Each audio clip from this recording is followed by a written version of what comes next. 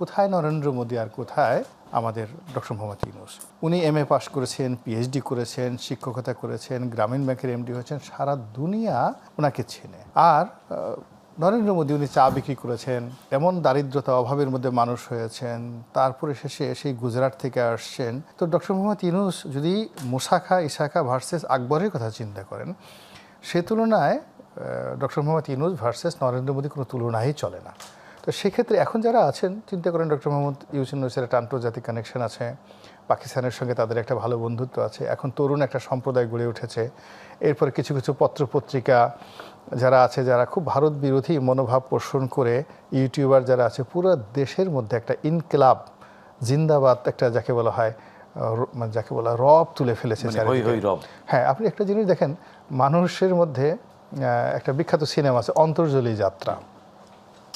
তো সেই অন্তর্জলী যাত্রায় আপনি দেখবেন যে একেবারে সেই সহমরণ প্রথা, সতীদাহ প্রথা, সেই সতীদাহ প্রথায় কিভাবে একজন রমণীকে উদ্বুদ্ধ করা হয় তার একটা দৃশ্য রয়েছে।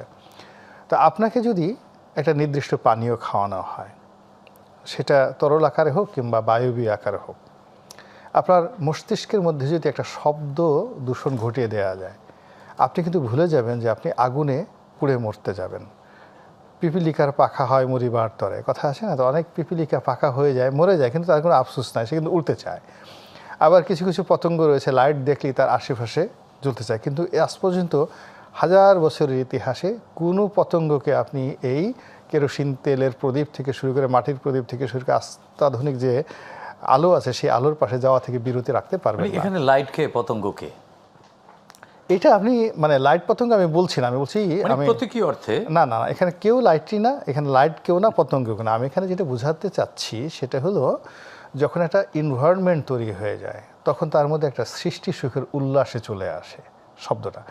লাইট দেখলে যেমন ওই অবস্থা হয়, তদ্রুপ আপনি যেমন মনে করেন, লাইটের কথা বাদ দেন, আপনি যদি আমাদের মধ্যে এক ধরনের উন্মাদনা চলছে। আমি একটা উন্মাদনা না, ঠিক আপনি এটাকে আরো ভালো করে নেবেন। বসন্ত আসলে কোকিল গান গায় না?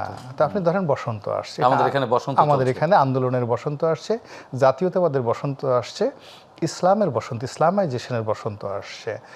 তো এই যে বসন্ত, এই বসন্তের কারণে কি হচ্ছে, চারিদিকে একটা শ্বাস রব পড়ে গেছে।